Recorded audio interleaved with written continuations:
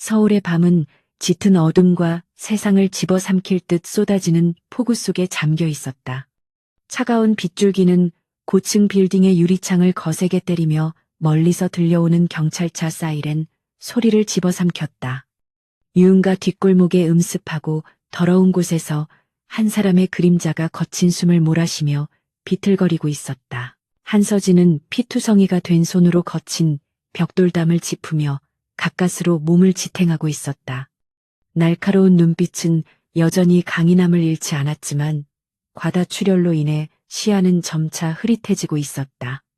복부 깊은 곳에서 솟구치는 붉은 피가 흰색 실크 셔츠를 적시고 빗물 고인 바닥으로 퍼져나갔다. 서진은 고통스러운 신음이 새어나오는 것을 막기 위해 입술을 깨물었고 입가에는 핏방울이 맺혔다. 인천 항구에서 벌어진 기습 공격은 치밀하게 계획된 것이었고 그 배후에는 자신이 가장 신뢰했던 부하 최강우가 있었다. 배신감은 몸에 박힌 총알보다 더 고통스럽게 천명그룹의 수장인 그녀의 심장을 찢어놓았다. 그녀는 악취나는 쓰레기통과 검은 무릉덩이를 지나 무거운 발걸음을 옮겼다. 너무 늦기 전에 상처를 응급 처치할 수 있는 은신처를 찾아야만 했다. 골목 끝에 위치한 작은 건물에 네온 사인이 그녀의 눈에 들어왔고 그곳은 소박하고 조용한 개인 병원이었다. 서진은 마지막 남은 힘을 짜내어 강철로 된 뒷문을 향해 나아갔다. 이곳에 최강우의 감시망이 없기를 바라며 최소한 스스로 탄두를 제거할 수 있는 의료 도구라도 찾을 수 있기를 희망했다. 비에 젖은 몸은 천근만근 무거웠지만 생존 본능이 그녀를 계속 움직이게 만들었다. 한편 병원 안에서는 의사 이도현이 6시간에 걸친 수술을 마치고 막 장갑을 벗으며 지친 기색을 드러내고 있었다. 그는 뻐근한 어깨를 풀며 벽에 걸린 시계를 보았고 시침은 이미 새벽 2시를 넘어가고 있었다. 도연은 한때 대학병원의 유망한 외과 의사였으나 권력 다툼의 환멸을 느끼고 이곳으로 내려온 상태였다. 빗소리가 창문을 때리는 소리는 진료실 안을 더욱 고요하게 만들었고 약품 냉장고에 윙윙거리는 소리만이 정적을 채웠다. 도연이 소파에서 잠시 눈을 붙이기 위해 커피를 타려던 순간 뒷문 쪽에서 둔탁한 소리가 들려왔다. 그것은 바람 소리가 아니라 무언가 거대한 물체가 문에 부딪히는 소리였다. 본능적인 경계심이 발동한 도연은 의료용 손전등을 집어들고 조심스럽게 뒷문을 향해 다가갔다. 그는 천천히 문을 열었고 차가운 바람과 함께 비릿한 피냄새가 복도로 밀려 들어왔다. 가로등의 희미한 불빛 아래에서 그는 계단 밑에 쓰러져 있는 한 여자를 발견했다. 한서진은 눈으로 쏟아지는 불빛을 느끼며 고개를 들었고 반사적으로 허리춤에 숨겨진 권총을 찾으려 했다. 생사의 기로에 서 있음에도 불구하고 그녀에게서는 범접할 수 없는 위압감이 뿜어져 나왔다. 그녀는 눈앞에 서 있는 흰 가운을 입은 남자를 노려보았다. 도연은 낯선 여자의 상태가 위중함을 단번에 알아차렸고 복부의 혈흔은 동맥 손상의 가능성을 시사하고 있었다. 그는 그녀가 누구인지 왜 다쳤는지 묻지 않았고 오직 살려야 한다는 의무감만이 앞섰다. 도연은 서진의 옆에 무릎을 꿇고 그녀의 차가운 손목을 잡아 맥박을 확인했다. 서진은 그의 손을 뿌리치고 위협적인 말을 내뱉으려 했으나 극심한 통증이 목소리를 가로막았다. 도연은 그녀의 눈을 똑바로 바라보며 흔들림 없는 목소리로 말했다. 죽고 싶지 않다면 움직이지 마십시오. 저는 의사이고 당신을 도울 것입니다. 도연은 서진을 조심스럽게 부축하여 병원 안으로 이끌었고 그녀의 피가 자신의 가운을 더럽히는 것은 개의치 않았다. 그는 신속하게 문을 잠그고 블라인드를 내려 외부의 시선을 완벽하게 차단했다. 소독약 냄새와 따뜻한 공기가 서진의 의식을 흐릿하게 만들었고 그녀는 긴장이 풀리는 것을 느꼈다. 도연은 서진을 소수술실의 수술대 위에 눕히고 밝은 조명을 켜 상처 부위를 면밀히 살폈다. 그는 피에 젖은 옷을 잘라내었고 그녀의 몸에 남겨진 수많은 흉터들을 보며 심상치 않은 과거를 짐작했다. 총알은 다행히 장기를 비껴갔지만 출혈이 심해 즉각적인 조치가 필요했다. 그는 능숙하게 수술 도구를 준비했고 금속 기구들이 부딪히는 소리가 차가운 공기 속에 울려 퍼졌다. 도현은 국소 마취제를 주사하며 전신 마취는 위험 부담이 너무 크다고 판단했다. 서진은 그가 건넨 거즈를 꽉 깨물며 의식을 잃지 않기 위해 천장을 노려보았다. 날카로운 메스가 피부를 가르자 도현은 고도의 집중력을 발휘하여 손상된 근육을 분리해 나갔다. 그의 길고 가느다란 손가락은 피아니스트처럼 섬세하고 정확하게 움직이며 지혈을 시도했다. 이마에 땀이 맺혔지만 그의 눈빛은 동요하지 않고 차분하게 생명을 구하는 작업에 몰두했다. 서진은 흐릿한 시야 속에서 의사의 진지한 얼굴을 바라보며 기묘한 안도감을 느꼈다. 육체적 고통은 서서히 잦아들었고 그녀는 사회에 발을 들인 이후 처음으로 대가 없는 호의를 경험하고 있었다. 이 남자는 그녀의 신분을 묻지도 않았고 총을 보고도 두려워하지 않았다. 1시간이 넘는 긴박한 수술 끝에 총알이 금속 트레이 위로 떨어지며 맑은 소리를 냈다. 도연은 안도의 한숨을 내쉬며 꼼꼼하게 상처를 봉합했고 흉터가 최소화되도록 신경 썼다. 그는 깨끗한 거즈로 서진의 몸에 묻은 피를 닦아내며 그녀를 마치 귀중한 예술품처럼 다루었다. 모든 처치가 끝나자 도현은 항생제와 진통제를 투여하고 얇은 담요를 덮어주었다.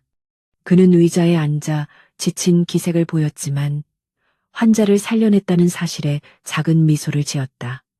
서진은 복잡한 눈빛으로 그를 바라보았지만 목이 타들어가 감사의 말을 전할 수 없었다. 도연은 그녀의 마음을 읽은 듯 조용히 입술에 검지를 대며 나직하게 속삭였다. 이제 안전하니 좀 쉬십시오.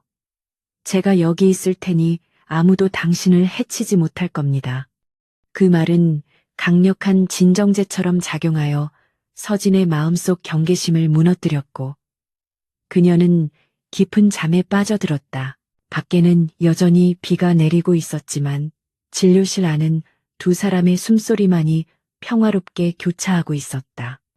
도연은 창가로 다가가 커튼 틈으로 빗물에 번진 거리의 불빛을 바라보며 생각에 잠겼다. 오늘 밤 자신의 선택이 평온했던 삶을 송두리째 뒤흔들 것임을 예감했다. 그는 다시 침대 곁으로 돌아와 서진의 바이탈을 체크했고 맥박과 혈압이 안정권에 접어든 것을 확인했다. 도연은 그녀의 편안한 자세를 잡아주며 팔에 남겨진 흉터들을 보며 연민을 느꼈다. 운명이 허락한다면 그녀의 몸뿐만 아니라 마음의 상처까지 치료해주고 싶다는 생각이 스쳤다. 밤이 깊어가고 새벽의 희미한 빛이 창틈으로 스며들며 새로운 하루를 예고했다. 고요한 아침 공기 속에서 뒷골목의 제왕과 평범한 의사의 운명적인 만남은 그렇게 시작되었다. 피와 빗물 속에서 맺어진 이 인연이 앞으로 어떤 폭풍을 불러올지는 아무도 알지 못했다. 눈꺼풀이 천근만근 무거웠지만 한서진은 의식을 억지로 끌어올리며 눈을 떴다. 흐릿한 시야 속으로 낯선 천장의 무늬가 들어왔고 코끝에는 알싸한 소독약 냄새가 맴돌았다. 복부에서 느껴지는 둔탁한 통증이 지난밤에 참혹했던 기억을 순식간에 되살려냈다. 그녀는 반사적으로 몸을 일으키려 했으나 찢어지는 듯한 고통의 짧은 신음을 내뱉으며 다시 침대로 무너져 내렸다. 몸을 마음대로 움직일 수 없다는 사실에 서진의 미간이 좁혀졌고 극도의 경계심이 전신을 휘감았다. 그녀는 본능적으로 허리춤을 더듬었지만 차가운 금속의 감촉 대신 부드러운 환자복의 질감만이 손끝에 닿았다.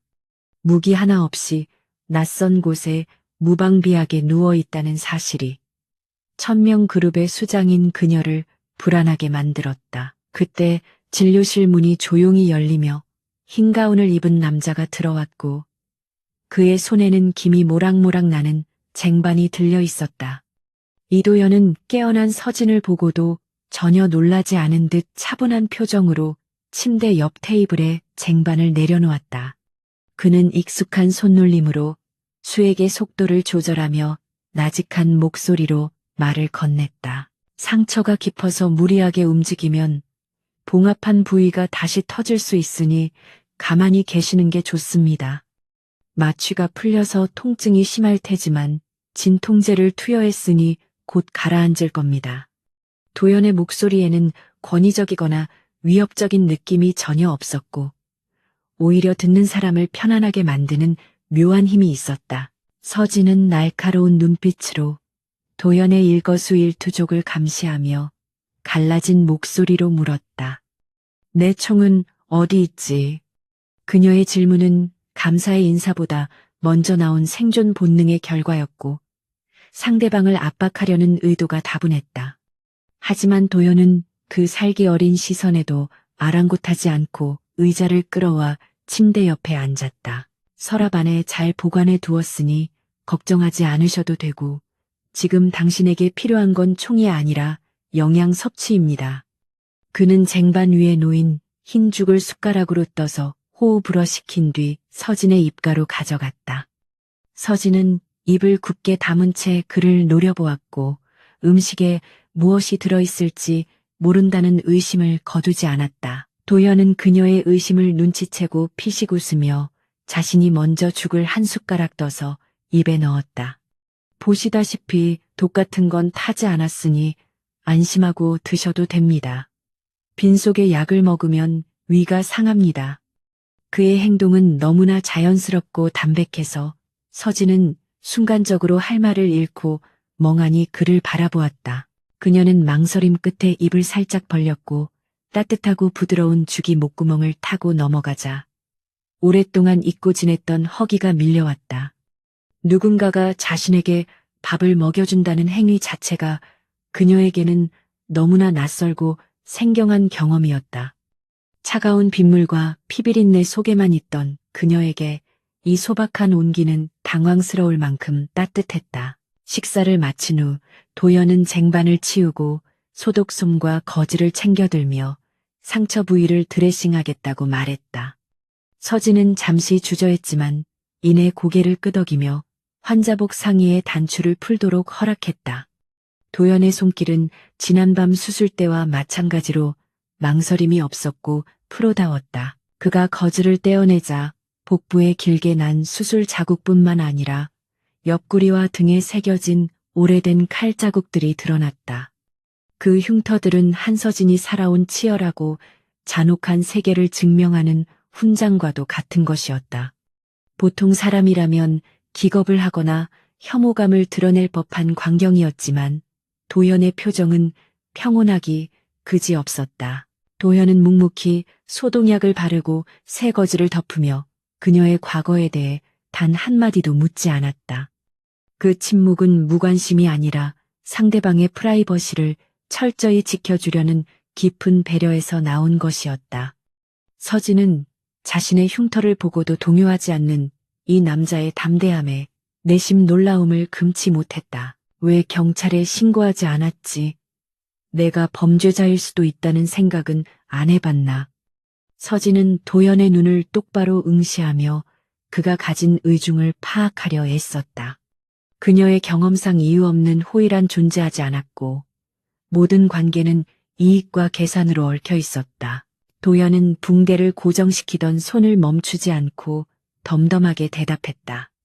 당신이 범죄자든 아니든 지금 내 눈앞에 있는 건 치료가 필요한 환자일 뿐입니다. 의사로서 죽어가는 사람을 보고 신원 조회를 먼저 하는 건 내 원칙에 어긋나는 일입니다. 그의 대답은 너무나 원론적이고 이상적이라서 오히려 비현실적으로 들렸지만 서진은 그 말 속에 거짓이 없음을 본능적으로 느꼈다. 이 남자는 정말로 세상의 때가 묻지 않은 순수한 신념을 가지고 살아가는 듯했다. 서진은 복잡한 심경으로 천장을 올려다보며 깊은 한숨을 내쉬었다. 오후가 되자 밖에는 다시 빗줄기가 굵어지기 시작했고 창문을 때리는 빗소리가 병원 안의 정적을 메웠다. 도연은 진료실 한쪽에서 차트를 정리하거나 의학 서적을 읽으며 시간을 보냈다. 서진은 침대에 누워 그가 책장을 넘기는 소리를 들으며 기묘한 평온함을 느꼈다. 그녀의 세계에서는 항상 고함 소리와 비명, 그리고 금속이 부딪히는 소음만이 가득했었다. 이렇게 조용하고 평화로운 시간은 사치이자 약점으로 치부되었기에 그녀는 늘 신경을 곤두세우고 있어야 했다. 하지만 이상하게도 이 낡고 작은 병원 안에서는 긴장의 끈을 조금 늦추어도 될 것 같은 기분이 들었다. 서진은 몸을 일으켜 침대 옆에 놓인 물컵을 집으려다 손이 미끄러져 컵을 떨어뜨릴 뻔했다. 순식간에 다가온 도연이 컵을 잡아채며 그녀의 손을 감싸 쥐었다. 그의 손은 크고 따뜻했으며 거친 그녀의 손과는 대조적으로 부드러웠지만 힘이 있었다. 조심하셔야 합니다. 아직 근육에 힘이 들어가지 않을 테니 필요한 게 있으면 저를 부르십시오. 도연은 컵을 다시 테이블에 놓고 서진의 흐트러진 이불을 정리해 주었다. 아주 사소한 행동이었지만 그 세심한 배려가 서진의 가슴 한구석에 작은 파동을 일으켰다. 당신 이름이 뭐지? 서진은 처음으로 그에게 사적인 질문을 던졌고 이는 그녀가 그를 경계 대상에서 제외했다는 의미였다. 도연은 잠시 멈칫하더니 싱긋 웃으며 대답했다. 이도연입니다. 당신의 주치의이자 이 병원의 원장이죠. 한서진. 그녀는 짧게 자신의 이름을 밝혔고 더 이상의 설명은 덧붙이지 않았다. 도연은 고개를 끄덕이며 그녀의 이름을 입속으로 조용히 되뇌었다.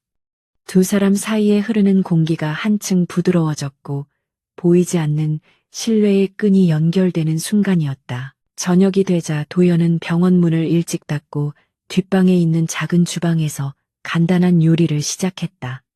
맛있는 냄새가 진료실 안으로 흘러 들어왔고 서진은 링거줄을 매단 채 힘겹게 주방 쪽을 기웃거렸다. 도연은 앞치마를 두른 채 국을 끓이고 있었고 그 모습이 묘하게 가정적이고 따뜻해 보였다. 그녀는 문틀에 기대어 그를 지켜보며 자신이 평범한 삶을 살았다면 어땠을까 하는 부질없는 상상을 했다. 칼 대신 국자를 들고 피 대신 기름이 튀는 그런 소소한 일상을 누릴 수 있었을까. 하지만 그녀의 등 뒤에는 수많은 부하들의 생명과 조직의 운명이 걸려 있었기에 그런 생각은 사치였다. 식사 시간 동안 도연은 병원에서 있었던 재미있는 에피소드들을 이야기하며 분위기를 띄우려 노력했다. 서진은 대부분 침묵을 지켰지만 가끔씩 입가에 희미한 미소를 띠며 그의 이야기에 귀를 기울였다. 도연은 그녀가 웃을 때마다 눈가의 날카로움이 사라지고 꽤나 매력적인 여인으로 변한다는 사실을 깨달았다. 밤이 깊어지자 도연은 서진에게 항생제를 주사하고 수면제를 처방하려 했으나 그녀는 고개를 저으며 거절했다. 잠이 들면 악몽이 찾아올 것이고 무방비 상태가 되는 것이 두려웠기 때문이다. 도연은 그녀의 거절을 존중하고 대신 따뜻한 허브차를 한 잔 건네주었다. 이 차는 신경 안정에 도움이 되니 마시면 한결 편안해질 겁니다. 억지로 잠들려 하지 않아도 됩니다. 그는 그녀의 곁에 앉아 함께 차를 마시며 창밖의 빗소리를 감상했다. 두 사람은 아무 말도 하지 않았지만 그 침묵이 어색하거나 불편하지 않았다. 서진은 문득 이 남자가 자신의 목숨을 구해준 은인이라는 사실을 다시금 뼈저리게 실감했다. 조직의 규율대로라면 은혜는 반드시 갚아야 했지만 지금 당장은 그를 위험에 휘말리게 하고 싶지 않았다. 그녀가 이곳에 있다는 사실이 알려지면 최강우 일당이 들이닥쳐 이 평화로운 병원을 쑥대밭으로 만들 것이 분명했다. 난 내일 떠나야 해. 여기 더 있으면 당신까지 위험해질 거야. 서진은 찻잔을 만지작거리며 결심한 듯 말했다. 그녀의 목소리에는 아쉬움이 묻어 있었지만 단호한 의지가 담겨 있었다. 도연은 찻잔을 내려놓고 진지한 표정으로 그녀를 바라보았다. 지금 상태로 나가면 길에서 쓰러져 죽을 겁니다. 최소한 실밥을 뽑을 때까지는 여기 있어야 합니다. 도연의 반박은 의사로서의 소견이었지만 그 이면에는 그녀를 걱정하는 마음이 깔려 있었다. 서진은 그의 고집을 꺾을 수 없다는 것을 알았고 사실은 자신도 이곳을 떠나고 싶지 않다는 것을 인정해야 했다. 위험해진다는 게 무슨 뜻입니까? 당신을 쫓는 사람들이 그렇게 무서운 사람들인가요? 도연은 처음으로 그녀의 상황에 대해 조심스럽게 물었다. 서진은 씁쓸한 미소를 지으며 자신의 손바닥을 내려다보았다. 상상도 못할 거야. 그들은 피냄새를 맡으면 몰려드는 상어떼와 같으니까. 서진의 대답은 추상적이었지만 그 속에 담긴 공포와 잔혹함은 충분히 전달되었다. 도연은 잠시 생각에 잠기더니 결연한 눈빛으로 말했다. 상어떼가 몰려온다면 그때 가서 생각하죠. 지금은 당신이 회복하는 게 우선입니다. 도연의 무모할 정도로 순진한 용기에 서진은 말문이 막혔다. 그는 자신이 누구를 상대해야 하는지 전혀 모르고 있었지만 그 무지함이 오히려 그녀에게는 구원이 되었다. 서진은 더 이상 그를 설득하려 하지 않았고 그저 주어진 이 짧은 평화를 누리기로 마음먹었다. 그녀는 다시 침대에 누웠고 도연은 불을 끄고 작은 수면등 하나만을 켜두었다. 어둠 속에서 도연의 실루엣은 든든한 방패처럼 그녀를 지켜주고 있었다. 서진은 눈을 감고 도연이 흥얼거리는 낮은 콧노래 소리를 자장가 삼아 잠을 청했다. 피비린내 나는 전쟁터로 돌아가기 전 마지막 휴식처에서 그녀는 난생 처음으로 누군가에게 의지하는 법을 배우고 있었다. 그날 밤 서진은 꿈을 꾸었다. 피로 물든 바다가 아니라 햇살이 쏟아지는 들판에 서 있는 꿈이었다. 그리고 그 들판 한가운데서 하얀 가운을 입은 남자가 그녀를 향해 손을 흔들고 있었다. 그것은 그녀가 잃어버렸던 혹은 한 번도 가져본 적 없었던 평범한 행복에 대한 갈망이었다. 하지만 행복한 꿈은 언제나 짧았고 현실의 그림자는 병원 문 밖에서 서서히 그들을 향해 다가오고 있었다. 최강우의 정보망은 끈질기게 서진의 흔적을 추적하고 있었고 빗물에 씻겨 내려가지 않은 핏자국 하나가 그들에게 단서를 제공하고 말았다. 평온했던 병원의 공기는 곧 다가올 폭풍을 예감하지 못한 채 고요히 흐르고 있었다. 이도연의 메스가 생명을 살리는 도구였다면 이제 그 메스는 그녀를 지키기 위한 무기가 되어야 할지도 몰랐다. 운명의 수레바퀴는 잔인하게도 이 두 사람을 떼어놓지 않고 더 깊은 수렁으로 끌고 들어갈 준비를 하고 있었다. 화려한 네온 사인이 번쩍이는 강남의 최고급 바 VIP로 많은 숨 막히는 긴장감으로 가득 차 있었다. 1000명 그룹의 배신자 최강우는 손에 들고 있던 크리스털 위스키 잔을 벽을 향해 힘껏 집어던졌다. 날카로운 파열음과 함께 유리 조각이 사방으로 튀었고 최고급 양주가 붉은 핏자국처럼 벽지를 타고 흘러내렸다.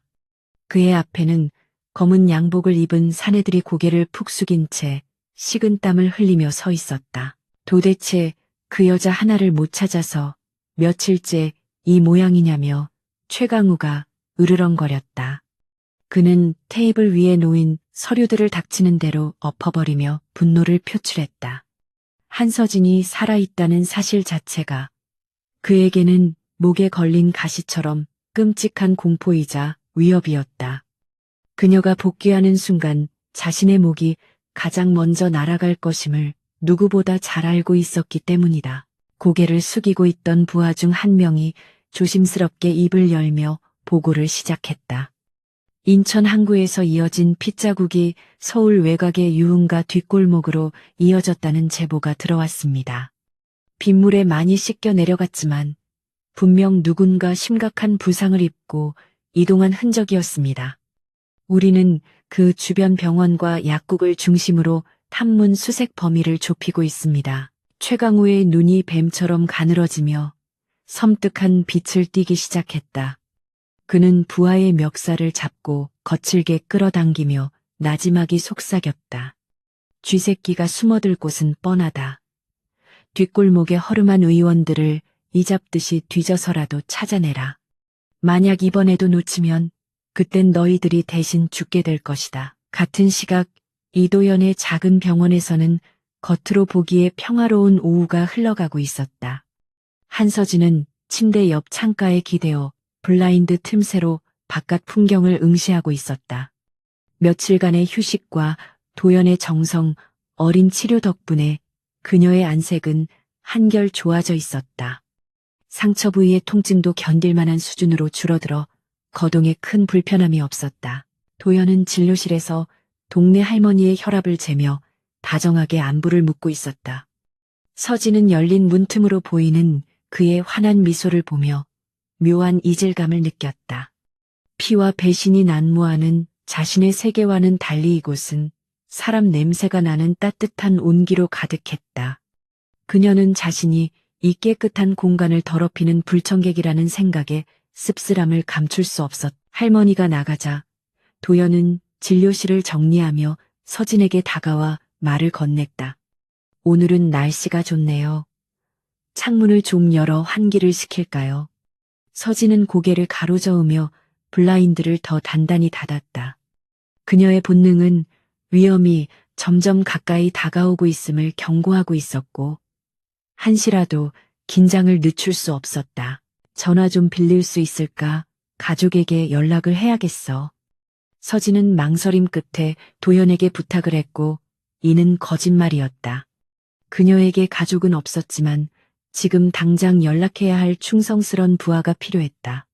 도연은 의심 없이 자신의 휴대전화를 건네주며 편하게 쓰라고 말하고는 자리를 비켜주었다. 서진은 떨리는 손으로 기억 속에 각인된 번호를 눌렀고 신호음이 몇 번 울리기도 전에 상대방이 전화를 받았다. 여보세요라는 굵직한 목소리가 들리자 서진은 안도의 한숨을 내쉬며 낮고 단호한 목소리로 말했다. 김 실장 나다. 수화기 너머에서 헉하는 숨소리와 함께 의자가 넘어지는 소리가 들려왔다. 보스, 살아계셨습니까? 저희는 보스가 돌아가신 줄 알고 절망하고 있었습니다. 김 실장의 목소리는 물기에 젖어 있었고 격한 감정을 억누르는 듯했다. 서진은 감상에 젖을 시간이 없다며 냉정하게 상황을 통제했다. 내 위치는 보안상 말할 수 없으니 지금 즉시 믿을 수 있는 병력을 소집해서 대기해라. 그녀는 최강우의 동태와 조직 내부의 상황을 간략하게 보고받으며 머릿속으로 판을 다시 짰다. 배신자들을 처단하고 조직을 장악하기 위해서는 완벽한 타이밍의 기습적인 등장이 필요했다. 서진은 암호명과 함께 접선 장소와 시간을 통보하고 통화 기록을 삭제한 뒤 전화기를 내려놓았다. 도연이 다시 방으로 들어왔을 때 서진은 아무 일도 없었다는 듯 침대에 앉아 있었다. 하지만 그녀의 눈빛은 이전보다 훨씬 더 날카롭고 차갑게 빛나고 있었다. 도연은 그녀의 변화를 감지했지만 모른 척하며 따뜻한 유자차를 한 잔 건넸다. 가족분들과 통화는 잘하셨습니까? 목소리가 한결 편안해 보이네요. 서진은 찻잔을 받아들며 짧게 고개를 끄덕였지만 마음속은 복잡하기 그지없었다. 이 선량한 의사를 자신의 복수극에 휘말리게 할 수는 없었기에 그녀는 떠날 준비를 서둘러야 했다. 하지만 상처가 완전히 아물지 않은 상태에서 섣불리 움직였다가는 길바닥에서 죽을 수도 있었다. 그날 밤 서진은 잠을 이루지 못하고 병원 복도를 서성이다가 창밖을 내다보았다. 인적 드문 골목길 어귀에 낯선 검은색 세단 한 대가 시동을 켠 채 정차해 있었다. 선팅이 짙게 된 창문 안쪽에서 누군가 병원 쪽을 주시하고 있다는 느낌이 강하게 들었다. 서진의 등골에 오싹한 전율이 흘렀고 그것은 살기를 감지한 맹수의 본능이었다. 놈들이 냄새를 맡았다. 그녀는 직감적으로 최강우의 사냥개들이 수색망을 좁혀왔음을 깨달았다. 지금 당장 도망치지 않으면 이곳은 곧 피비린내 나는 전쟁터로 변할 것이 분명했다. 그녀는 즉시 방으로 돌아와 옷을 갈아입고 자신의 권총을 챙겨들었다. 탄창을 확인해 보니 남은 총알은 고작 5발뿐이었지만 그녀의 실력이라면 충분히 돌파구를 만들 수 있었다. 그때 도연이 잠결에 인기척을 느끼고 눈을 비비며 복도로 나왔다. 이 시간에 어디를 가시려는 겁니까? 아직 움직이면 안 된다고 말씀드렸지 않습니까? 도연은 그녀의 복장을 보고 놀란 듯 다가오려 했지만 서진은 그를 향해 손바닥을 들어 제지했다. 더 이상 다가오지 마. 당신을 위해서 하는 말이야. 놈들이 여기를 발견했어. 내가 여기 더 있으면 당신까지 죽게 돼. 서진의 목소리는 차가웠지만 그 속에는 도연을 지키려는 절박함이 담겨 있었다. 도연은 창밖의 검은 세단을 확인하고 상황의 심각성을 인지했지만 물러서지 않았다. 당신 몸 상태로는 저 문을 나가는 순간 잡힐 겁니다.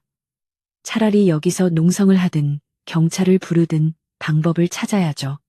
도연은 의사로서 환자를 사지로 내몰 수 없다는 신념을 굽히지 않았다. 서진은 그의 고집스러움에 답답함을 느끼면서도 가슴 한구석이 저릿해지는 것을 느꼈다. 경찰은 소용없어. 그들은 법 위에 군림하는 자들이니까. 서진은 쓴웃음을 지으며 총을 장전했고 쇳소리가 적막한 병원 복도를 울렸다.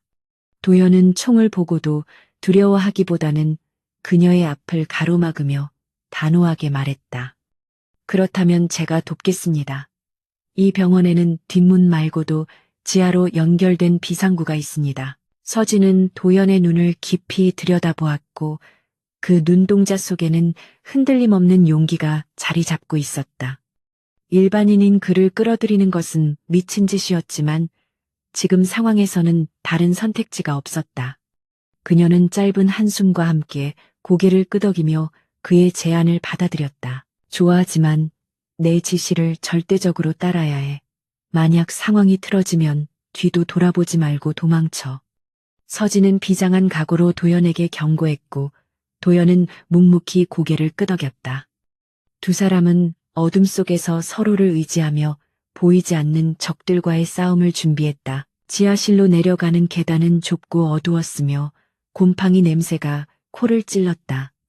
도연은 손전등을 비추며 앞장섰고 서진은 권총을 든 채 후방을 경계하며 그 뒤를 따랐다. 지하 창고 안쪽에는 낡은 철문이 하나 있었고 그 문은 옆 건물의 주차장으로 연결되어 있었다.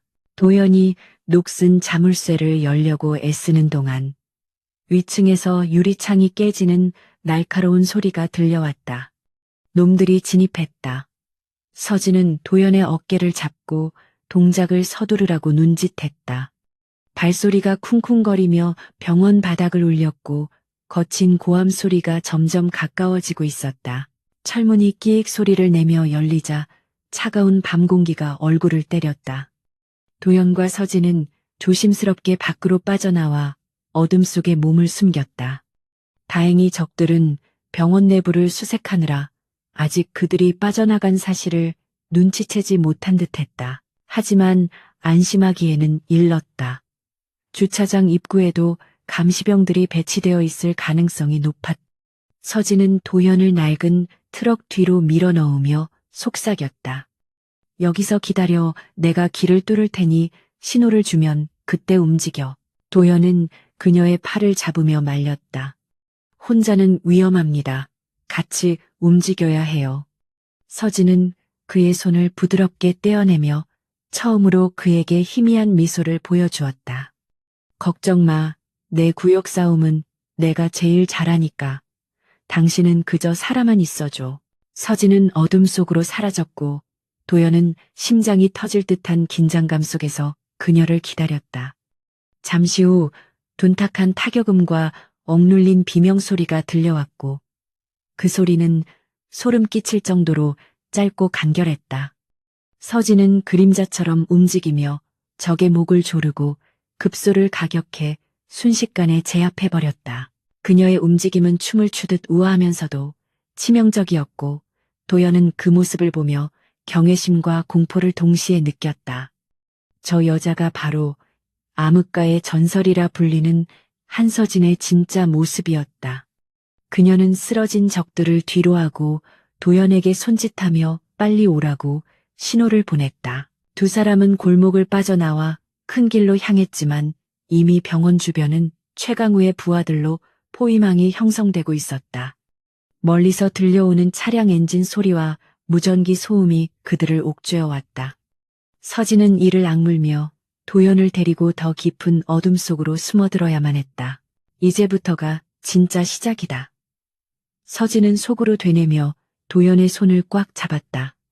이 남자의 따뜻한 손을 놓지 않기 위해서라도 그녀는 반드시 살아남아 왕좌를 되찾아야 했다. 밤거리를 질주하는 두 사람의 그림자 뒤로 거대한 폭풍이 몰아치고 있었다. 차가운 빗줄기가 쏟아지는 골목길은 순식간에 아수라장으로 변했다. 한서진은 이도현을 자신의 등 뒤로 밀어넣으며 전방을 주시했고 그녀의 눈빛은 밤의 어둠보다 더 짙고 서늘했다. 좁은 골목의 양쪽 끝에서 검은 우산을 쓴 사내들이 천천히 포위망을 좁혀오고 있었고 그들의 손에는 예리한 흉기와 둔기가 들려 있었다. 도망칠 곳 없는 막다른 길에서 서진은 부상당한 몸을 이끌고 마지막 전투를 준비해야만 했다. 도연은 생전 처음 겪는 공포에 다리가 후들거렸지만 의사로서의 침착함을 잃지 않으려 애썼다. 그는 서진의 옆구리에서 배어나오는 붉은 피가 빗물에 씻겨 내려가는 것을 보며 안타까움과 절망감을 동시에 느꼈다. 자신이 할 수 있는 일이라곤 그녀의 짐이 되지 않도록 숨죽이고 있는 것뿐이라는 사실이 그를 무력하게 만들었다. 최강우의 부하들은 먹잇감을 앞에 둔 하이에나처럼 비릿한 미소를 지으며 달려들기 시작했다. 선두의 선거구가 쇠파이프를 휘두르며 서진의 머리를 노렸지만 그녀는 간발의 차이로 몸을 숙여 공격을 피했다. 서진의 움직임은 부상자라고는 믿기지 않을 만큼 날렵했고 그녀의 반격은 정확하고 치명적이었다. 그녀는 상대의 팔을 낚아채 관절을 꺾어버리고 그 반동을 이용해 턱을 가격해 기절시켰다. 뼈가 부러지는 끔찍한 소리가 빗소리에 묻혀 희미하게 들려왔고 도연은 눈을 질끈 감았다 떴다. 서진은 쓰러진 적의 품에서 단검을 빼앗아 들었고 이제 그녀의 손에는 총 대신 차가운 칼날이 쥐어져 있었다.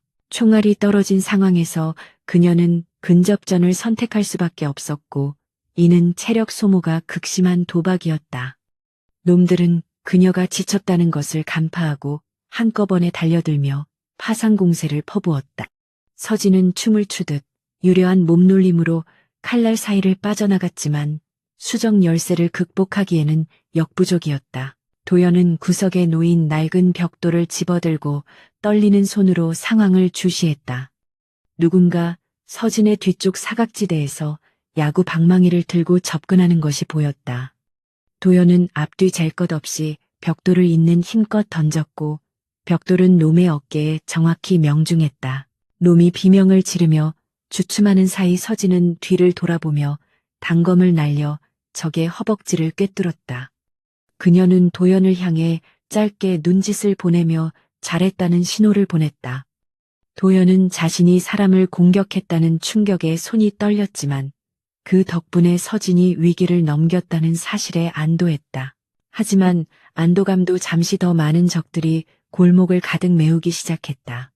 서진의 호흡은 점점 거칠어졌고 봉합했던 상처가 터져 극심한 고통이 밀려왔다. 그녀는 입술을 깨물어 피를 내며 정신을 집중했고 고통을 분노로 승화시켜 전투력을 끌어올렸다. 이 여자는 괴물이다. 적들 중 누군가가 공포에 질린 목소리로 외쳤다. 피투성이가 된 채로 10여 명의 장정들을 쓰러뜨린 그녀의 모습은 지옥에서 올라온 악귀와도 같았다.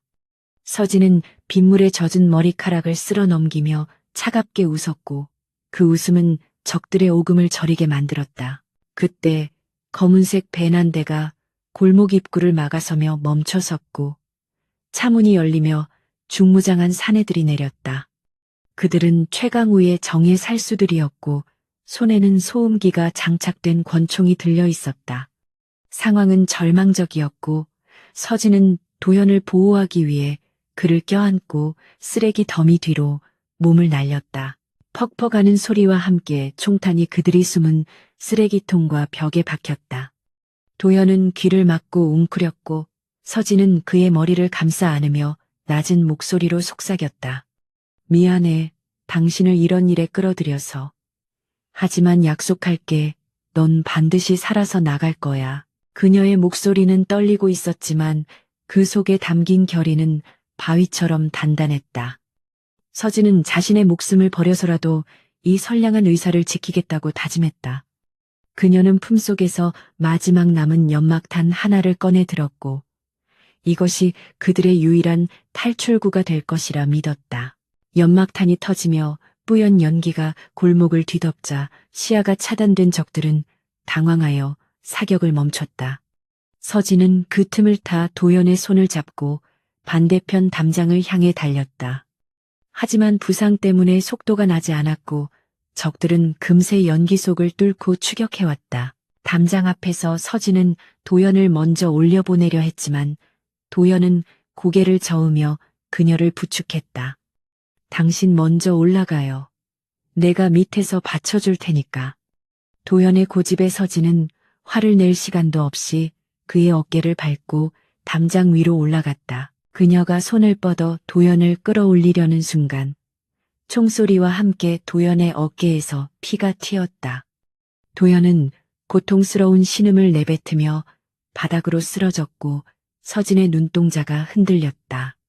안 돼. 서진은 비명을 지르며 다시 담장 아래로 뛰어내리려 했다. 그 순간 골목 입구에서 굉음과 함께 거대한 트럭이 돌진해 들어와 최강우 일당의 차량을 들이받았다. 트럭 뒤에는 수십 대의 검은색 세단이 줄지어 나타났고 차에서 내린 수백 명의 사내들이 일제히 함성을 질렀다. 그들은 모두 검은 정장을 입고 있었고 가슴에는 천명그룹의 배지가 달려 있었다. 김 실장이 선두에 서서 기관단 총을 난사하며 적들을 제압해 나갔다. 감히 누구에게 총을 겨누느냐. 싹 다 쓸어버려라. 지원군의 압도적인 화력 앞에 최강우의 살수들은 추풍 낙엽처럼 쓰러지거나 도망치기 바빴다. 전세는 순식간에 역전되었고 골목은 천명그룹의 조직원들로 가득 찼다. 서진은 담장 위에서 뛰어내려 쓰러진 도연에게 달려갔다. 도연은 어깨를 부여잡고 고통스러워하고 있었지만 의식은 잃지 않은 상태였다. 서진은 떨리는 손으로 그의 상처를 지혈하며 눈물을 글썽였다. 젠장 의사가 총에 맞다니. 이게 무슨 꼴이야. 정신 차려 이도연. 그녀는 평소의 냉철함을 잃고 소리쳤고 도연은 희미하게 웃으며 그녀를 안심시켰다. 관통상이에요. 뼈는 안 다친 것 같으니 너무 걱정 마세요. 그는 자신의 부상보다 서진의 안위를 더 걱정하는 듯했다. 서진은 그의 바보 같은 착함에 가슴이 미어지는 것을 느끼며 부하들에게 소리쳤다. 당장 차 대기시켜. 그리고 병원으로 이동한다. 최고 의료진을 호출해. 김 실장이 달려와 고개를 숙이며 서진을 부축하려 했지만 그녀는 도연을 직접 부축하며 일어섰다. 내 몸엔 손대지 마. 이분부터 모셔. 서진의 서슬퍼런 명령에 조직원들은 일사불란하게 움직여 길을 팼다. 그녀는 피투성이가 된 도연을 부축하여 대기 중인 리무진으로 향했고 수백 명의 조직원들이 그 뒤를 호위했다.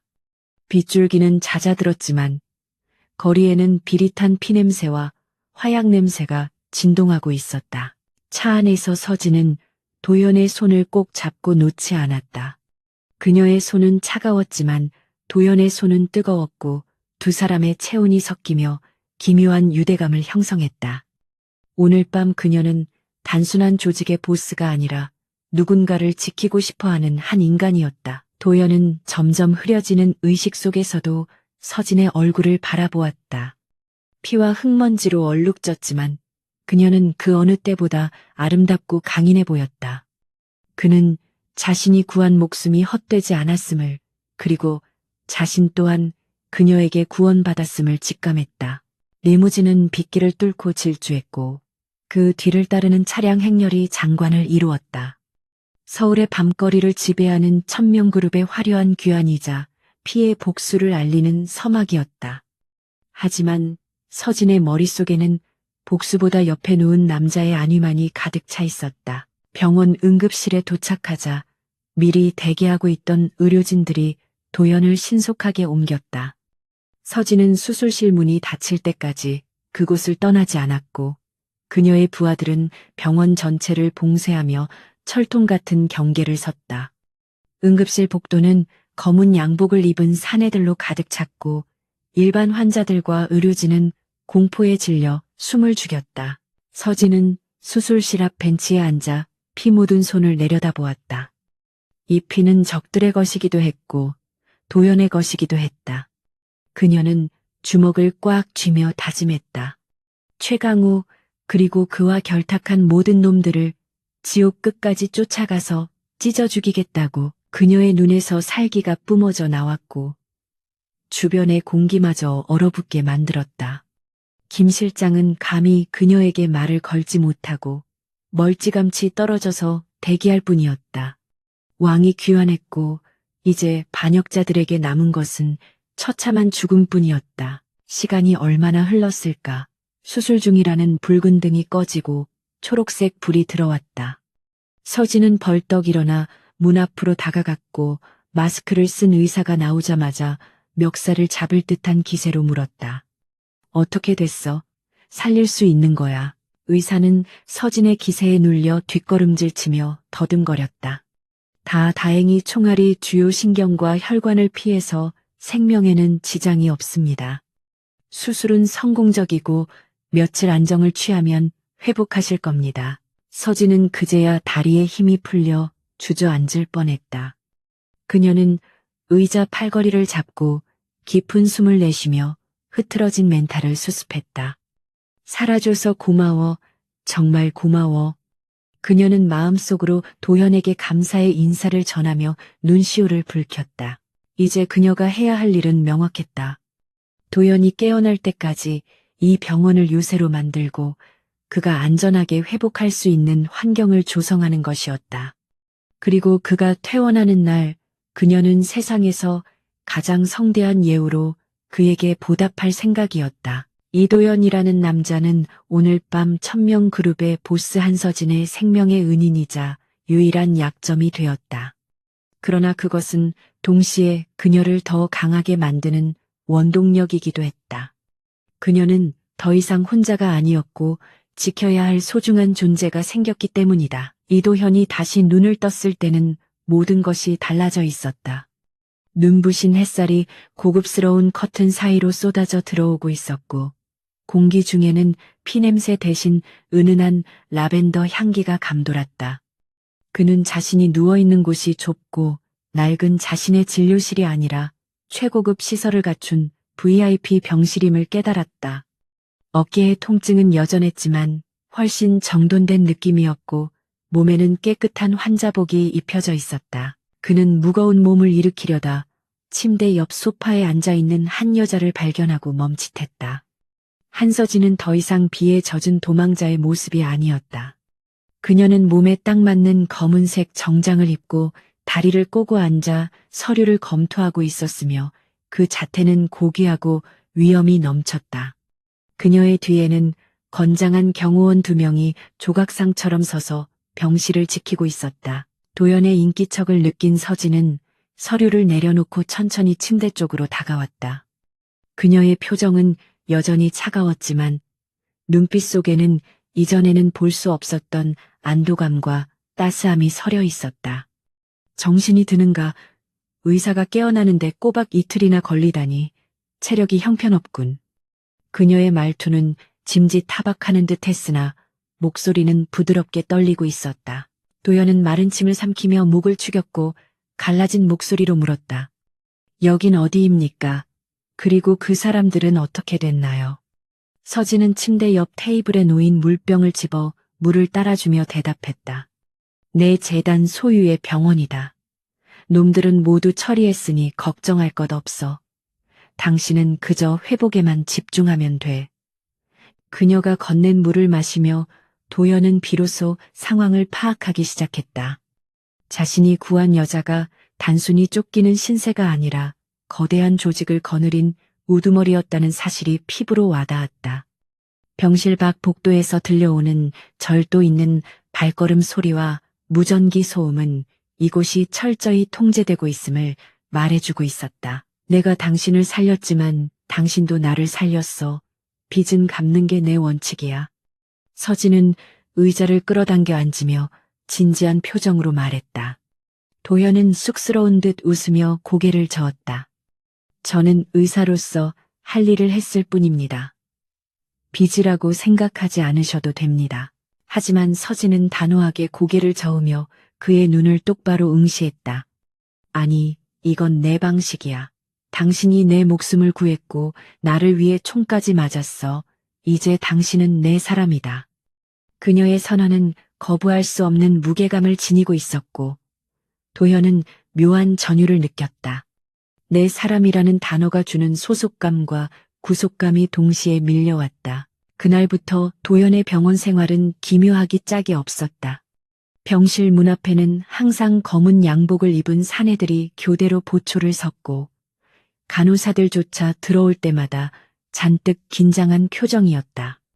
조직원들은 도연을 볼 때마다 90도로 허리를 숙여 인사했고 그 과한 예우가 도연은 부담스러우면서도 싫지 않았다. 김 실장은 매일 아침 문병을 와서 필요한 것이 없는지 체크했다. 그는 도연에게 최고급 과일 바구니와 건강보조식품을 산더미처럼 쌓아놓으며 깍듯하게 대했다. 선생님 덕분에 보스께서 무사하실 수 있었습니다. 저희 1000명 그룹 전체가 선생님께 큰 빚을 졌습니다. 그의 태도는 존경심으로 가득 차 있었다. 도연은 점차 이 비현실적인 상황에 적응해 나갔고 서진과의 관계도 조금씩 변화했다. 그녀는 바쁜 일정 중에도 틈틈이 병실을 찾아와 도연과 이야기를 나누었다. 그들은 의학에 대한 이야기부터 사소한 취미 생활까지 다양한 주제로 대화를 이어가며 서로를 알아갔다. 서진은 도연 앞에서는 보스라는 가면을 벗고 평범한 여자로서의 모습을 보여주기도 했다. 그녀는 도연이 농담을 던지면 소리내어 웃기도 하고 가끔은 자신의 지친 속내를 털어놓기도 했다. 도연은 그런 그녀에게서 강인함 뒤에 숨겨진 외로움을 발견하고 연민과 애정을 동시에 느꼈다. 일주일이 지나고 도연의 상처가 어느 정도 아물자 퇴원이 결정되었다. 도현은 다시 자신의 작은 병원으로 돌아가 일상으로 복귀하고 싶어 했다. 서진은 그의 결정을 존중했지만 그의 안전을 위해 당분간 경호를 붙이겠다고 고집을 피웠다. 퇴원 당일 도현은 간호사가 준비해준 깔끔한 정장으로 갈아입고 병실을 나섰다. 복도에는 여전히 긴장감이 감돌고 있었지만 의료진과 환자들은 이제 검은 양복의 사내들에게 어느 정도 익숙해진 듯했다. 도연은 엘리베이터를 타고 1층 로비로 내려갔고 그곳에는 서진이 미리 기다리고 있었다. 그녀는 눈부신 흰색 코트를 입고 선글라스를 낀 채 로비 중앙에 서 있었고 그 주위로는 아무도 접근하지 못했다. 서진은 도연을 보자 선글라스를 벗으며 옅은 미소를 지었다. 퇴원을 축하해 밖에서 당신을 기다리는 사람들이 있어.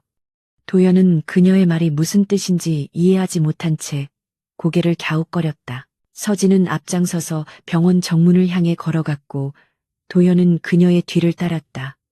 자동문이 열리자 신선한 바깥 공기와 함께 눈을 의심케 하는 광경이 펼쳐졌다. 병원 앞 넓은 주차장과 도로는 수십 대의 검은색 세단으로 가득 차 있었고 일반 차량의 통행은 완전히 차단되어 있었다. 그리고 그 차량들 앞에는 수백 명에 달하는 건장한 사내들이 오와 열을 맞춰 도열해 있었다. 그들은 모두 검은 정장에 검은 넥타이를 메고 있었고 비장한 표정으로 정면을 응시하고 있었다. 그들의 숫자는 어림잡아도 500명은 좋게 되어 보였고 마치 검은 바다가 일렁이는 듯한 장관을 연출했다. 도연이 현관을 나서자 김 실장이 우렁찬 목소리로 구령을 외쳤다. 전체 차려드님께 대하여 경례. 그 순간 수백 명의 조직원들이 일제히 허리를 90도로 숙이며 땅이 울릴 듯한 목소리로 복창했다. 안녕하십니까, 형님. 그 함성은 병원 건물을 뒤흔들었고 지나가던 행인들과 병원 직원들의 시선을 단번에 사로잡았다. 형님이라는 호칭은 조직 세계에서 보스의 남편이나 그에 준하는 위치에 있는 사람에게 붙이는 극존칭이었다. 도연은 너무나 놀라서 입을 다물지 못했고 심장이 터질 듯이 요동쳤다. 자신은 그저 평범한 의사일 뿐인데 이 거대한 폭력 조직의 일원들이 자신을 형님으로 모시고 있었다. 이것은 서진이 그를 자신의 공식적인 파트너이자 조직의 2인자로 인정했다는 선포와도 같았다. 도연은 당황스러움과 함께 가슴 깊은 곳에서 뜨거운 무언가가 솟구쳐 오르는 것을 느꼈다. 서진은 멍하니 서 있는 도연의 곁으로 다가가 팔짱을 끼며 속삭였다. 이게 내 방식의 감사 인사야. 마음에 들어. 그녀의 얼굴에는 장난기 어린 미소와 함께 거만한 자신감이 묻어 있었다. 도연은 고개를 절레절레 흔들면서도 피식 웃음을 터뜨릴 수밖에 없었다. 당신이란 여자는 정말 스케일이 다르군요. 이런 인사는 태어나서 처음 받아봅니다. 도연은 눈앞에 펼쳐진 검은 물결을 바라보며 이 운명을 받아들이기로 결심했다. 이제 그는 더 이상 뒤로 물러설 곳이 없었고 그녀의 곁이 그가 있어야 할 자리임을 깨달았다. 김 실장이 다가와 뒷좌석 문을 열며 정중하게 에스코트했다. 타십시오, 형님 모시겠습니다. 도연은 서진의 손을 잡고 당당하게 발걸음을 옮겼다. 수백 개의 시선이 그를 향해 경의를 표하고 있었고 그는 그 시선들을 피하지 않고 당당하게 받아냈다. 차에 오르기 전 도연은 뒤를 돌아보며 고개 숙인 사내들을 향해 가볍게 목례를 했다. 그것은 그들의 예우에 대한 답례이자 앞으로 그들과 함께할 미래에 대한 무언의 약속이었다. 서진은 그런 도연의 모습을 흐뭇하게 바라보며 차에 올라탔다. 리무진의 문이 닫히고 차량 행렬이 천천히 움직이기 시작하자 도열에 있던 조직원들이 다시 한번 우렁차게 외쳤다. 살펴가십시오. 형님. 그 소리는 도시의 소음을 뚫고 하늘 높이 울려 퍼졌다. 도연은 차창 밖으로 스쳐 지나가는 풍경을 바라보며 깊은 숨을 내쉬었다. 이제 어디로 가는 겁니까? 도연이 묻자 서진은 와인잔을 건네며 의미심장하게 대답했다. 우리의 왕국으로 가야지. 아직 청소해야 할 쓰레기들이 남아있으니까. 그녀의 눈빛은 다시 차갑게 빛났지만 그 속에는 도연을 향한 신뢰가 굳건히 자리 잡고 있었다. 차량 행렬은 도심을 가로질러 천명그룹의 본사로 향했다. 그 위풍당당한 행진은 서울 전체에 한서진의 귀환을 알리는 신호탄이었고 동시에 그녀의 곁에 새로운 주인이 나타났음을 선포하는 퍼레이드였다. 최강우와 반대파 세력들은 이 소식을 듣고 공포에 떨고 있을 것이 분명했다. 피 냄새나는 복수의 서막이 올랐지만 도연은 더 이상 두렵지 않았다. 그의 옆에는 천명그룹의 여제가 있었고 등 뒤에는 수백 명의 충성스러운 아우들이 있었기 때문이다. 도연은 서진이 건넨 와인을 한 모금 마시며 그녀의 손을 꼭 잡았다. 메스 대신 권력을 쥐게 된 의사와 총 대신 사랑을 선택한 보스. 두 사람의 이야기는 이제 막 클라이맥스를 향해 달려가고 있었다. 천명그룹 본사 앞은 태풍의 눈처럼 고요했지만 그 내막에는 숨막히는 긴장감이 감돌고 있었다. 한서진이 탄 리무진이 정문에 도착하자 미리 대기하고 있던 임원들이 허리를 90도로 굽히며 도열했다. 그들의 이마에는 식은땀이 맺혀 있었고 눈동자는 불안하게 흔들리고 있었다. 서진은 차에서 내려 선글라스를 고쳤으며 싸늘한 시선으로 그들을 일별했다. 그녀의 귀환은 곧 피바람을 예고하는 신호탄이었기에 누구도 감히 고개를 들지 못했다. 서진은 엘리베이터를 타고 최상층 회장실로 직행했고 김 실장과 정의 경호원들이 그녀의 뒤를 그림자처럼 따랐다. 회의실 문이 열리자 최강우의 측근으로 분류되던 이사들이 사색이 된 얼굴로 자리에서 일어났다. 그들은 서진이 죽은 줄 알고 최강우에게 줄을 섰던 기회주의자들이었다. 서진은 말없이 상석에 앉아 테이블 위에 놓인 명패를 손가락으로 톡톡 두드렸다. 그 작은 소리가 회의실 안의 공기를 얼어붙게 만들었고 침묵은 공포로 변해갔다. 내 자리가 비어있는 동안 쥐새끼들이 주인을 물어뜯으려 했다더군. 서진의 나직한 목소리가 회의실에 울려 퍼지자 이사 한 명이 무릎을 꿇으며 살려달라고 애원했다. 서진은 눈 하나 깜짝하지 않고 김 실장에게 손짓했고 경호원들이 들어와 배신자들을 하나둘씩 끌어내기 시작했다. 비명과 저항이 난무했지만 서진은 무표정한 얼굴로 서류를 검토하며 조직의 기강을 바로잡는 작업에 착수했다. 그녀는 자비 없는 숙청을 통해 자신이 건재함을 만천하에 과시했다. 한편 이도현은 서진의 배려로 잠시 자신의 병원에 들러 개인적인 물품을 정리하고 있었다. 서진은 만류했지만 도현은 중요한 의료 기록과 아끼는 서적들을 가져오고 싶다며 고집을 피웠다. 병원 주변에는 천명그룹의 조직원들이 배치되어 있었기에 도현은 안전하다고 믿었다. 그는 진료실에 들어서서 먼지 쌓인 책상을 정리하며 지난 며칠간의 비현실적인 일들을 되새겼다. 평범한 일상이 그리웠지만 이미 돌아갈 수 없는 강을 건넜다는 것을 그는 직감하고 있었다. 도현이 짐을 챙겨 병원을 나서려던 순간 갑자기 건물 전체가 정전되며 어둠에 휩싸였다. 밖에서 대기하던 조직원들의 무전기 소리가 끊기고 둔탁한 타격음과 함께 비명이 들려왔다. 최강우가 고용한 용병들이 서진의 병력을 우회하여 병원 뒷문과 옥상을 통해 기습적으로 침투한 것이다. 도현은 본능적으로 위험을 감지하고 진료실 문을 잠그려 했지만 늦었다. 검은 복면을 쓴 괴한들이 창문을 깨고 난입하여 순식간에 그를 포위했다. 도현은 메스를 집어들고 저항하려 했지만 전문 킬러들을 상대하기에는 역부족이었다. 놈들은 도현의 복부를 가격하여 제압한 뒤 재갈을 물리고 검은 자루를 씌웠다. 밖에서는 뒤늦게 상황을 파악한 서진의 부하들이 달려왔지만 용병들은 연막탄을 터뜨리며 미리 준비한 승합차에 도현을 싣고 유유히 사라졌다. 모든 것이 눈 깜짝할 사이에 벌어진 치밀한 납치 작전이었다. 현장에 남겨진 것은 깨진 안경과 피 묻은 메스뿐이었다. 본사에서 숙청 작업을 마무리하고 있던 서진의 휴대전화가 울렸고 발신자는 차단된 번호였다. 불길한 예감이 척추를 타고 흘렀고 그녀는 천천히 통화 버튼을 눌렀다. 수화기 너머로 비릿한 웃음소리가 들려왔고 그것은 죽어 마땅한 최강우의 목소리였다. 회장님 복귀를 축하드립니다. 선물을 하나 준비했는데 마음에 드실지 모르겠군요. 최강우는 비아냥거리며 영상통화로 전환했다. 화면 속에는 의자에 묶인 채 피를 흘리고 있는 도연의 모습이 나타났다.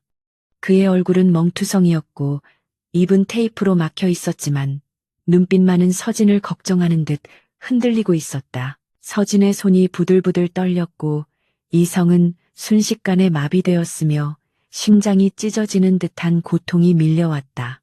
그녀는 책상을 내리치며 고함을 질렀다. 털끝 하나라도 건드리면 내 놈을 산채로 씹어먹겠다. 당장 그 사람 풀어줘. 그녀의 외침은 분노를 넘어선 처절한 절규에 가까웠다. 최강우는 만족스러운 듯 낄낄거리며 조건을 제시했다. 오늘 자정까지 회장직 사임서에 도장을 찍고 혼자서 지정된 장소로 와라. 만약 경찰을 부르거나 놈들을 끌고 온다면 이 예쁜 의사 양반의 손가락부터 하나씩 자를 것이다. 통화는 끊어졌고 화면은 검게 변했다. 서진은 휴대전화를 벽에 집어던져 박살내고 거친 숨을 몰아쉬었다. 그녀의 눈동자는 붉게 충혈되어 있었고 그 안에는 지옥불 같은 살기가 타오르고 있었다. 김 실장이 조심스럽게 다가와 말을 걸었지만 서진은 그를 제지하며 차갑게 명령했다. 전 병력을 소집해 서울 시내 모든 CCTV와 블랙박스를 뒤져서라도 놈들의 위치를 찾아내. 그리고 무기고를 개방해라. 오늘 밤 놈들의 씨를 말려버리겠다. 그녀는 더 이상 냉철한 사업가가 아니었다. 자신의 가장 소중한 것을 빼앗긴 짐승이자 복수의 화신으로 변해 있었다. 서진은 의자에 주저앉아 머리를 감싸 쥐었다. 자신의 약점이 되어버린 도연을 지키지 못했다는 죄책감이 그녀를 짓눌렀다. 그가 나 때문에 다치고 고통받고 있다는 사실이 견딜 수 없었다. 그녀는 서랍 깊숙한 곳에서 오랫동안 봉인해 두었던 쌍권총을 꺼냈다. 차가운 금속의 감촉이 손바닥에 닿자 흩어졌던 이성이 돌아오며 차가운 분노로 응집되었다. 도연은 어두운 창고 안에서 의식을 되찾았고 희미한 전구 불빛 아래 최강우가 서 있는 것을 보았다. 최강우는 도연의 턱을 잡고 좌우로 돌려보며 혀를 찼다. 한서진이 고작 이런 새님한테 목을 매다니 천하의 여제가 다 죽었군. 도연은 지지 않고 그를 노려보며 웅얼거리는 목소리로 말했다. 그녀는 당신 같은 쓰레기와는 차원이 다른 사람이다. 최강우는 도연의 복부를 다시 한번 가격하며 비웃었다. 사랑 노름이 밥 먹여주냐. 그녀가 널 구하러 올 것 같아 제 목숨 아까워서 도망칠걸. 하지만 도연은 확신에 찬 눈빛으로 그를 응시했다. 그녀는 반드시 온다. 그리고 그때가 네 제삿날이 될 거야. 도연의 믿음은 흔들리지 않았고 그 믿음이 그를 버티게 하는 유일한 힘이었다. 시간은 속절없이 흘러 자정이 가까워 오고 있었다. 정보망을 총동원한 끝에 서지는 놈들의 은신처가 인천 외곽의 폐공장이라는 사실을 알아냈다. 그것은 함정일 가능성이 컸지만 서진에게는 선택의 여지가 없었다. 그녀는 방탄조끼를 착용하고 검은 가죽 재킷을 걸친 뒤 탄창을 가득 채웠다. 그녀의 뒤에는 수백 명의 조직원들이 중무장한 채 명령을 기다리고 있었다. 출발한다 한 놈도 살려두지 마라. 서진의 명령은 간결하고 잔혹했다. 수십 대의 차량이 굉음을 내며 본사를 빠져나갔고 밤거리를 질주했다. 그녀는 차창 밖을 보며 도연의 얼굴을 떠올렸다. 조금만 기다려, 내가 곧 갈게. 그녀의 눈가에 맺힌 눈물은 바람에 말라버렸고 그 자리에는 서늘한 도끼만이 남았다. 폐공장 주변에는 이미 최강우의 병력들이 매복하고 있었지만 분노한 서진의 군대를 막기에는 역부족이었다. 공장 입구부터 격렬한 총격전이 벌어졌고 밤하늘은 화염과 총성으로 뒤덮였다. 서진은 선두에 서서 쌍권총을 난사하며 적들을 쓰러뜨리고 앞으로 나아갔다. 그녀의 움직임은 죽음의 무도처럼 거침없었고 누구도 그녀를 막을 수 없었다. 공장 내부로 진입한 서진은 2층 난간에 묶여있는 도연을 발견했다. 그의 밑에는 시한폭탄이 설치되어 있었고 최강우는 기폭장치를 든 채 비열하게 웃고 있었다. 오셨습니까, 회장님? 생각보다 빠르시군요. 최강우가 소리치자 서진은 사격을 멈추고 그를 노려보았다. 비겁한 놈, 당장 그를 풀어줘. 서진이 소리치자 최강우는 기폭장치를 흔들며 도발했다. 무기를 버리고 혼자 올라와. 안 그러면 이세님과 함께 공중분해 될 테니까. 서진은 망설임 없이 총을 바닥에 내려놓고 손을 들었다. 김 실장이 말리려 했지만 서진은 눈빛으로 그를 제지했다. 도연은 테이프가 뜯겨나간 입으로 소리쳤다. 오지 마요. 함정이에요. 그냥 쏘세요. 하지만 서진은 천천히 계단을 오르며 도연을 향해 따뜻한 미소를 지었다. 내가 말했잖아. 당신은 내 사람이라고. 그녀의 발걸음 하나하나에는 도연을 향한 무한한 사랑과 희생이 담겨 있었다. 서진이 2층 난간에 도달하자 최강우의 부하들이 그녀를 애워쌌다. 최강우는 승리감에 도취되어 서진의 머리에 총구를 겨누었다. 드디어 이 순간이 왔군. 천명그룹은 이제 내 것이다. 그는 서진을 무릎 꿇리려 했지만 서진은 꼿꼿이 서서 그를 내려다 보았다.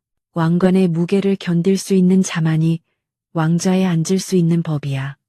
서진의 말에 최강우가 인상을 찌푸리는 순간 공장 지붕의 유리가 깨지며 서진의 저격수가 쏜 총알이 최강우의 손목을 관통했다. 기폭 장치가 바닥으로 떨어졌고 서진은 그 틈을 놓치지 않고 숨겨둔 단검을 꺼내 최강우의 허벅지를 찔렀다. 비명과 함께 최강우가 쓰러지자 서진은 바닥에 떨어진 총을 주워들고 주변의 적들을 순식간에 사살했다. 김 실장과 부하들이 1층에서 지원 사격을 퍼부으며 2층으로 쇄도했다. 공장은 순식간에 아수라장으로 변했고 서진은 폭탄이 설치된 도연의 의자로 달려갔다. 폭탄의 타이머는 3분을 가리키고 있었다. 서진은 떨리는 손으로 도연의 밧줄을 끊으려 했지만 매듭이 너무 단단했다. 도연은 서진을 밀어내며 소리쳤다. 시간이 없어요. 당신이라도 피해요. 어서. 하지만 서진은 밧줄을 이빨로 물어뜯으며 고개를 저었다. 당신을 두고는 절대 안과 같이 살거나 같이 죽는 거야. 그녀의 눈물 한 방울이 도연의 뺨 위로 떨어졌다. 서진의 간절함이 통했는지 밧줄이 끊어졌고 두 사람은 서로를 끌어안았다. 하지만 폭탄을 해체할 시간은 부족했고 탈출구는 불길에 막혀 있었다. 서진은 도연의 손을 잡고 공장 뒤편의 창문을 바라보았다. 저기로 뛰어내려야 해. 나 믿지. 도연은 그녀의 손을 꽉 잡으며 고개를 끄덕였다. 당신이 가는 곳이라면 지옥이라도 따라갑니다. 두 사람은 서로의 눈을 확인하고 창문을 향해 전력 질주했다. 뒤에서 폭발음이 들리고 뜨거운 열기가 등 뒤를 덮치는 순간 두 사람은 허공으로 몸을 날렸다. 유리창이 깨지며 파편이 흩날렸고 그들은 검은 밤하늘을 가로질러 아래쪽 강물로 추락했다. 차가운 물속으로 잠기는 순간에도 두 사람은 잡은 손을 놓지 않았다. 수면 위로 붉은 화염이 치솟아 오르며 폐공장을 집어삼키고 있었다. 차가운 강물이 온몸을 휘감으며 폐 속의 공기를 앗아갔지만 한서진은 잡은 손을 절대 놓지 않았다.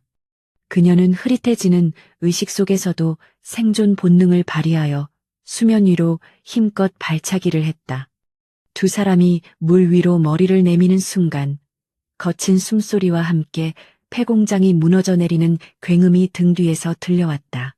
하늘로 치솟는 불기둥이 검은 강물을 붉게 물들이며 그들의 생존을 알리는 신호탄처럼 타올랐다. 서진은 젖먹던 힘까지 짜내어 이도연을 끌고 강기섯으로 헤엄쳤고 거친 자갈밭 위로 기어 올라갔다. 두 사람은 진흙투성이가 된 채로 바닥에 대자로 뻗어 거친 숨을 몰아쉬었다.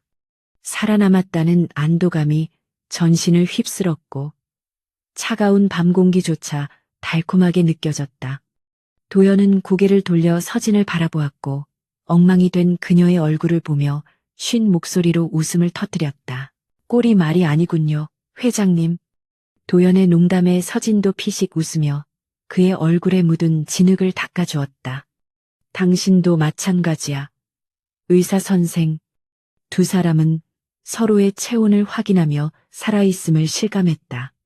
멀리서 경찰차와 소방차의 사이렌 소리가 들려왔고 김 실장이 이끄는 구조대가 강둑을 따라 달려오는 모습이 보였다. 그날 밤의 사건은 대한민국을 뒤흔든 뉴스로 보도되었지만 진실은 어둠 속에 묻혔다.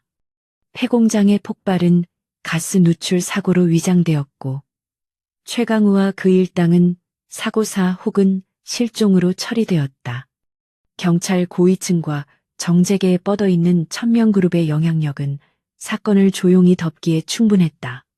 서진은 병원에서 치료를 받으면서도 조직을 완벽하게 재정비하는 작업을 멈추지 않았다. 그녀는 배신자들의 명단을 확보하여 잔존 세력을 뿌리 뽑았고 조직의 사업 구조를 대대적으로 개편했다.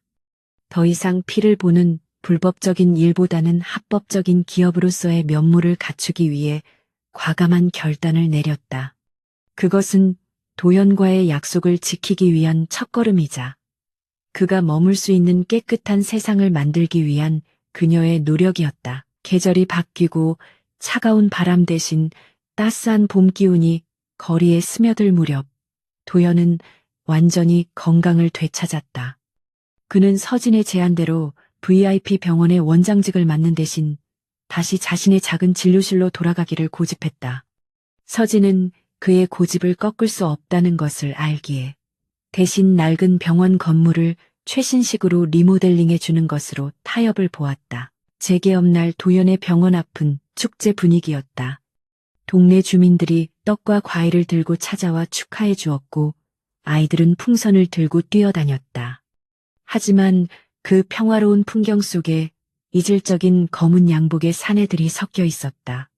그들은 험악한 인상과는 달리 주차 관리를 하거나 무거운 짐을 날라주며 주민들과 어울리려 애쓰고 있었다. 진료실 안에서 도연은 할머니의 무릎 관절을 살펴보다가 창밖의 풍경을 보고 미소를 지었다. 서진이 보낸 부하들이 동네의 치안을 담당하는 자원봉사대로 변신해 있는 모습이 우스꽝스러우면서도 든든했다. 그때 병원 문이 열리고 익숙한 하이힐 소리가 또각또각 들려왔다. 진료 끝났나, 이 원장. 서진은 화려한 꽃다발을 들고 서 있었고 그녀의 뒤로는 햇살이 후광처럼 비치고 있었다. 그녀는 더 이상 날카로운 칼날 같은 분위기가 아닌 한층 여유롭고 부드러운 아우라를 풍기고 있었다. 도연은 차트를 내려놓고 자리에서 일어나 그녀를 맞이했다. 어서 오십시오, 회장님. 어디 불편하신 곳이라도 있습니까? 도연이 장난스럽게 묻자 서진은 꽃다발을 그의 품에 안겨주며 짐짓 엄한 표정을 지었다. 심장이 좀 이상해서 말이야.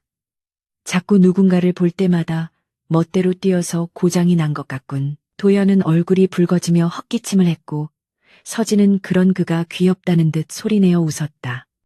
그녀는 진료실 의자에 앉아 도연을 올려다보며 진지한 목소리로 말했다. 나 이제 깨끗한 사업만 할 거야. 당신이 내 손을 잡았을 때 피냄새가 나지 않도록 노력하고 있어.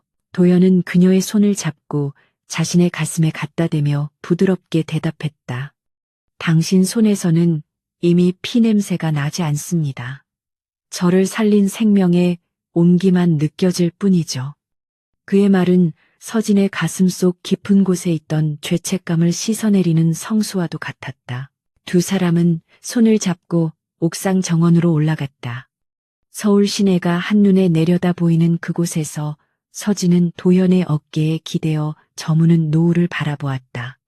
붉게 타오르는 태양은 지난날의 치열했던 전투를 상기시켰지만 이제는 평온한 내일을 약속하는 빛으로 느껴졌다. 후회하지 않아. 평범한 의사로 살 수도 있었는데 나 같은 여자를 만나서 험한 꼴을 당하고. 서진의 물음에 도연은 고개를 저으며 그녀의 어깨를 감싸 안았다. 후회는 안 합니다. 오히려 감사하죠.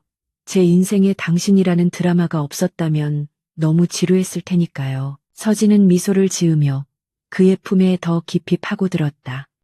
그녀는 이제 알 수 있었다. 강한 힘은 군림하는 것에서 나오는 것이 아니라 소중한 것을 지키려는 마음에서 나온다는 것을. 그리고 그녀에게는 이제 목숨을 바쳐서라도 지키고 싶은 사람이 곁에 있었다.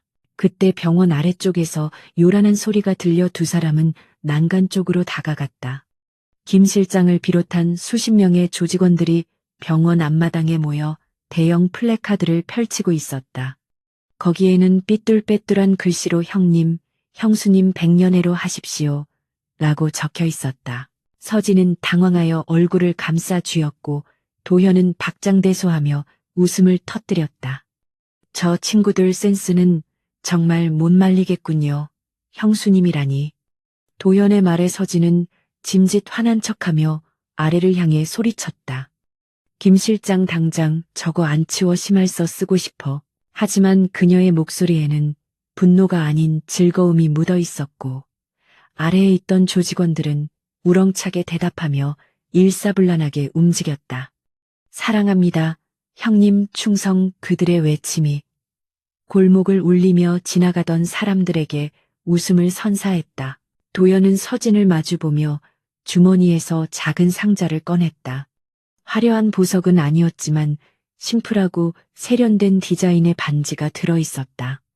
당신이 왕관을 쓴 여왕이라면 나는 그 왕관이 무겁지 않게 받쳐주는 기사가 되겠습니다. 서진은 눈시울이 붉어지며 손을 내밀었고 도연은 그녀의 약지에 반지를 끼워주었다. 차가운 금속이 피부에 닿는 순간 두 사람의 영혼은 영원히 하나로 묶였다. 서진은 도연의 넥타이를 잡아당겨 입을 맞췄고 붉은 노을 아래 두 사람의 실루엣은 한 폭의 그림처럼 아름다웠다. 어둠의 세계를 지배하는 여자와 생명을 살리는 남자의 사랑 이야기는 이렇게 완성되었다. 그들의 앞날에 여전히 험난한 파도가 몰아칠지라도 두 사람은 두려워하지 않을 것이다. 서로가 서로의 방패이자 안식처가 되어줄 것임을 굳게 믿기 때문이다. 밤이 깊어지자 도연의 병원 간판에 불이 들어왔고 그 빛은 어두운 골목을 밝히는 등대처럼 빛났다. 그리고 그 빛 아래에서 한서진과 이도현은 맞잡은 손을 놓지 않고 새로운 내일을 향해 함께 걸어갔다. 전설은 끝나지 않았고 사랑이라는 이름으로 새롭게 쓰이고 있었다.